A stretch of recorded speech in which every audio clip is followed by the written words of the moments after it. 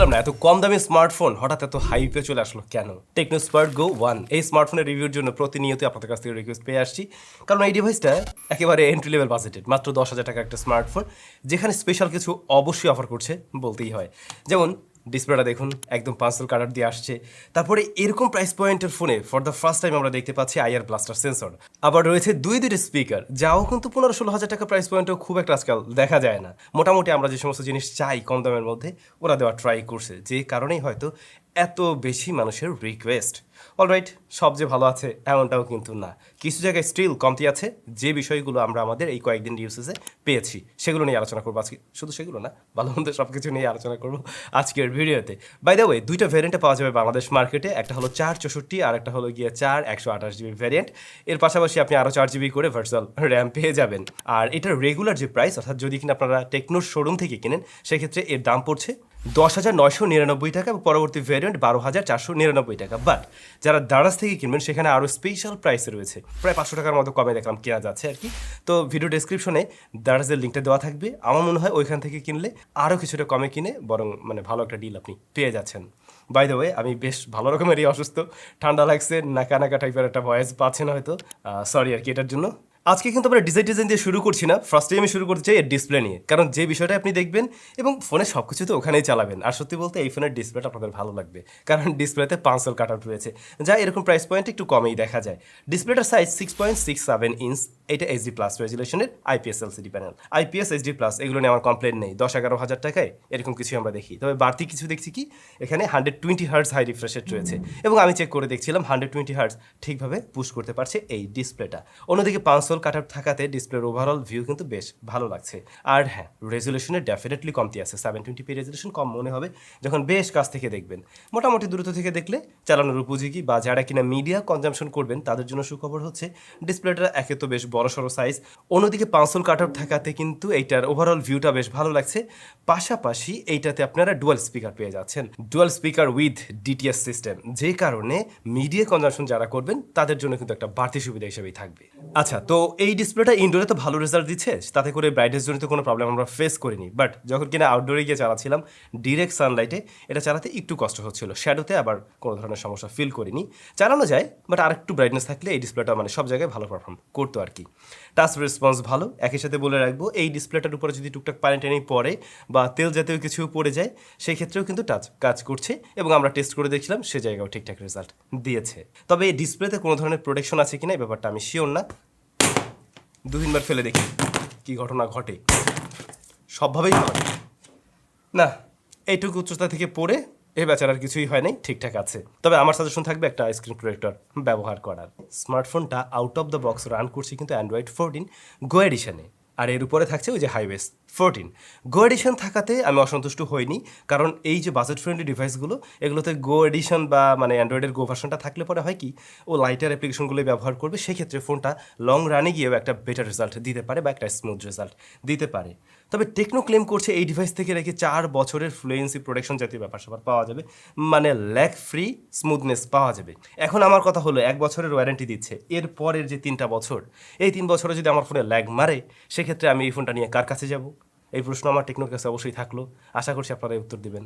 আচ্ছা, অন্যদিকে এই স্মার্টফোনে কিন্তু রয়েছে 4 GB র্যাম, সেই সাথে 64 GB এবং 128 GB স্টোরেজ, আর প্রসেসর হিসেবে রয়েছে ইউনি এসওসি T615, যা 12 ন্যানোমিটার টেকনোলজির একটি এসওসি। স্টোরেজ টাইপ হিসেবে রয়েছে eMMC 5.1, এখানে ইউএফএস জাতীয় কিছু থাকলে আর একটু ভালো হতো অবশ্যই। তো ডে টু ডে টাস্ক মোটামুটি সামলাতে পারছে, তাতে করে হ্যাং ট্যাং বা ল্যাগ করে একদম মানে রিস্টার্ট নিচ্ছে, বুটিং টাইম বেশি, এই জাতীয় প্রবলেম ফেস করিনি। বাট অ্যাপ ওপেন ক্লোজে একটু টাইম নিচ্ছে, যেটা আপনি ফিল করবেন আর কি। বাট র্যামটা একটু কম হয়ে গেছে, এটার যদি পরবর্তী ভ্যারিয়েন্টটা 6/128 GB ভ্যারিয়েন্ট হতো, তাহলে সত্যি বলতে এই ফোনের থেকে আমরা আরেকটু বেটার রেজাল্ট পেতাম যখন কিনা আমরা মাল্টিটাস্কিং কাজ করতাম। তবে ভাই এই ফোনটা গরম হয় না, ইভেন আমরা থার্মাল থ্রোটলিং টেস্ট করছিলাম, এই ফোনটা মোটেই গরম হয় না, যেমনটা দেখছেন পুরোটাই গ্রিন। তো এদিক থেকে আবার শান্তি পাচ্ছেন, আর খুব বেশি ব্যাটারিও বার্ন করে না। একে তো এইচডি প্লাস রেজুলেশন, আবার এটা 12 ন্যানোমিটার হওয়া সত্ত্বেও ব্যাটারি কম বার্ন করছে। 12 ন্যানোমিটার মানে বেশি ব্যাটারি বার্ন করবে আমরা জানি, বাট তুলনামূলকভাবে কম ব্যাটারি বার্ন করছে। আর যদি কেউ চিন্তা ভাবনা করে থাকেন এর দিয়ে গেমিং টেমিং করবেন, ভাই না, ওই লেভেলের গেমিং টেমিং তো হবে না। এটা দিয়ে আপনি 2D গেমগুলো প্লে করতে পারবেন। আর তারপরেও আমরা ট্রাই করছিলাম ফ্রি ফায়ার, চলছে না আমি বলবো না, চলে, বাট ল্যাগটাগ দেখিয়েছে মাঝে মধ্যেই স্টার্টার পেয়েছি। তো ওটা খেলার জন্য একদম পারফেক্ট কিছু না, বাট 2D গেমগুলো আপনি খেলে মাঝে মাঝে সময় কাটাতে পারছেন আর কি। অলরাইট, এবার যদি আসি ক্যামেরাতে, রিয়ারে 2টা শুটার আছে, যদিও মেইন শুটারটাই ওটাই কাজে লাগবে, যা 13 মেগাপিক্সেলের, আর ফ্রন্ট ফেসিং ক্যামেরা রয়েছে 8 মেগাপিক্সেলের।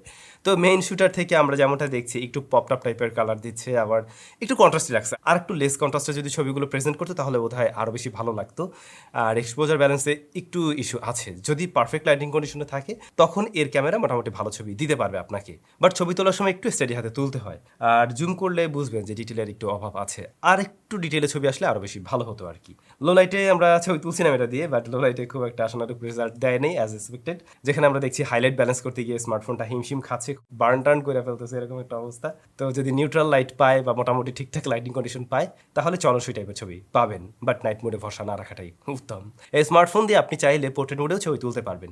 এজ ডিটেকশনে ক্রিটিক্যাল জায়গাগুলোতে তো মিসম্যাচ করছে ঠিকই, ব্যাকগ্রাউন্ড ব্লারনেস খুব একটা আর্টিফিশিয়াল আমার কাছে লাগে নেই, মোটামুটি ন্যাচারাল রাখার ট্রাই করে আর কি, মানে এই দামের ফোন হিসেবে ওকে আছে। আর ফ্রন্ট ফেসিং ক্যামেরাটা একটু ওয়ার্মের দিকে টোন দিচ্ছে আর কি, স্কিনটাও হালকা সফট করে ফেলছে, খুব একটা খারাপ লাগছে না এটা, বাট আউটডোরে ভালো লাইটিং কন্ডিশনে এটা শার্পনেস ডিটেল ভালো দিতে পারে, ইনডোরে কিন্তু ততটা দিতে পারে না, খুবই স্বাভাবিক ছিল এই বিষয়টা।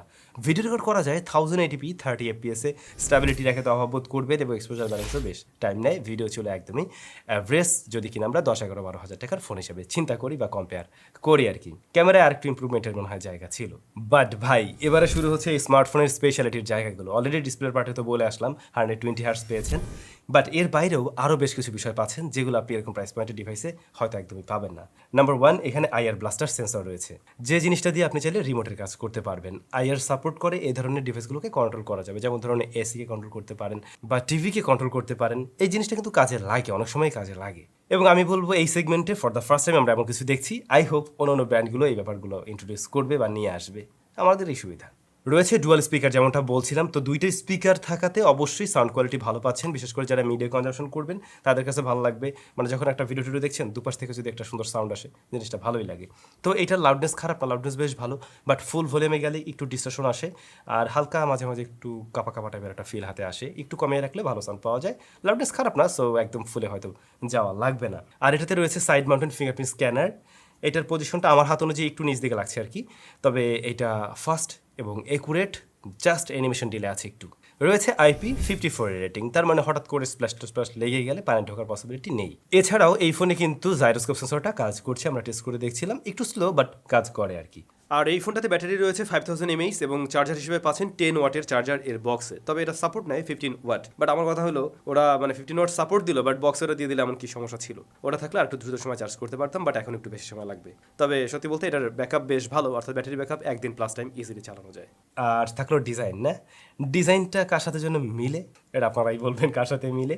রিয়ার প্যানেলটা প্লাস্টিকে তৈরি, তবে গ্লাস টাইপের একটা ফিল দিচ্ছে, ফ্রস্টেড গ্লাস টাইপের, যে কারণে দেখতে খারাপ লাগছে না। কেস আছে সাথে, কেসটা ব্যবহার করতে পারেন। বডি ফ্রেমে প্রয়োজনীয় পোর্টস অ্যান্ড বাটন সব কিছুই আছে, আর এক্সট্রা ওই যে আমরা আইআর ব্লাস্টার সেন্সরটা পাইছি, এই আর কি।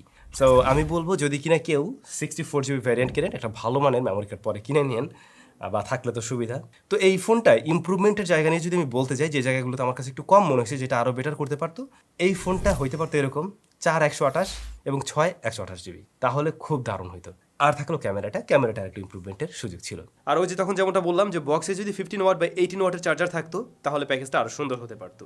এই হচ্ছে বিষয়াদি। এখন বাকি যে সমস্ত জায়গাগুলো আছে তাতে আমরা অনেক কিছুই নতুন দেখছি, অনেক স্পেশালিটি দেখছি, যে কারণে আবার এটাকে রিকমেন্ড করা যায় এরকম প্রাইস পয়েন্টের একটা ডিভাইস হিসাবে। আপনাদের কাছে কেমন লেগেছে টেকনোর এই স্মার্টফোন অবশ্যই কিন্তু কমেন্ট করে জানাতে ভুলবেন না। সবাই ভালো থাকবেন, অনেক বেশি ভালো, ভিডিওটা করতে অনেক কষ্ট হয়েছে আমার, মানে আমি একটু পরপর কথা বলছি, কথা বন্ধ হয়ে যেতেছে, কি যে একটা অবস্থা, ঠান্ডা লাইগা। যাই হোক, সবাই ভালো থাকবেন, দেখা হচ্ছে নতুন ভিডিওতে, টাটা।